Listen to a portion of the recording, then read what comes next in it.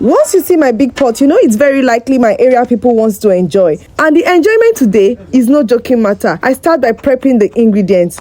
Chop carrots, bell peppers, spring onions, sausages, chicken, and the prawns. See the beauty that is going into this food for my area people today. I season the chicken and prawns. Now let's start. Vegetable oil, salt, chicken, onions, then stir. Prawns, sausages, stir till cooked. Carrots, onions, bell peppers, spring onions. This my jambalaya is coming together well. Stir fry for 2 minutes, then transfer to a pot.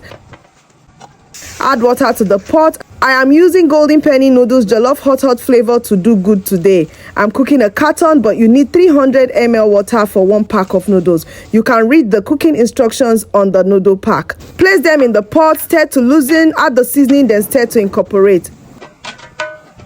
Bring in the meat and veggies, the garlic chives, stir fry for all of them to understand each other.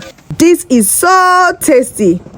I packed and off to the streets to do some good.